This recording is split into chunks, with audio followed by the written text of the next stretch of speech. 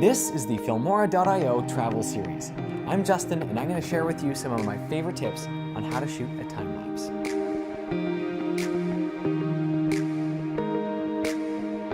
This is such a beautiful vantage point. This is the Lionsgate Bridge, which connects downtown Vancouver to the North Shore. A perfect place for a time lapse.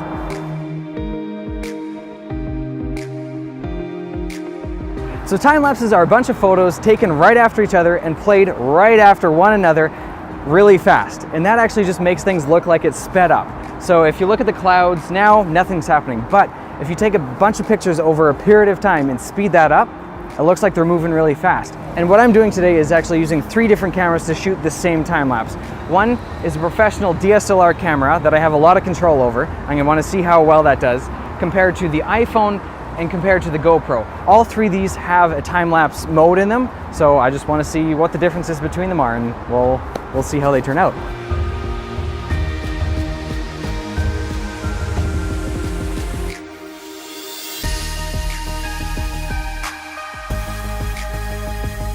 So with the iPhone, you don't have as much control over the intervals as you do with the GoPro or the DSLR, so you kind of get what you get, but it's still a time lapse, and if that's what you need, that's what you need.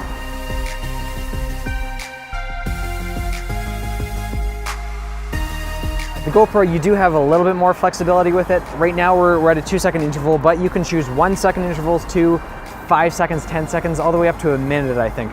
So you really do have a lot more control with the GoPro than you do with the iPhone.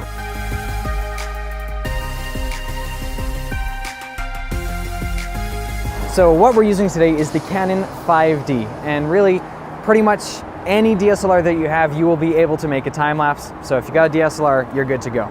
So tip number 1, you need to have a tripod or something to stabilize your camera. Because if you don't, it's going to be really shaky and the time-lapse is just not going to work. You will not have a time-lapse if your camera is not absolutely still. Our second tip is to turn off all auto stabilization. Same thing, if you have your auto stabilization turned on, it's going to be really shaky and you're going to have little jitters in your final time-lapse. So make sure you turn that off. So our third tip is to turn on aperture priority. Aperture priority is a really good setting for people who are just starting out with time-lapses, but it's also really good because it keeps up with the light. So as you're losing light, you will still be able to see what's in your frame instead of the frame going black. And then also just another thing to keep in mind, try to keep your f-stop at around 8, because you wouldn't want to go any lower than that because you want to have most of your frame in focus.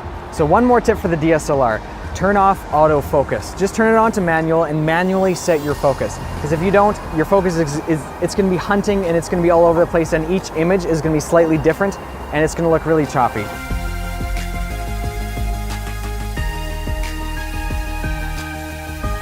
Naturally, with time lapses, you're going to be doing a lot of waiting. You're just going to be waiting for the time lapse to be finished, and so are the cameras. But the cameras are working and they're using their batteries a lot. So make sure that you have extra batteries for your cameras. iPhones, you can't put in an extra battery in there, so just make sure that you bring an external battery charger with you. I'm actually using one right now to charge the iPhone as it's going, so it'll be hopefully 100% when we're done too.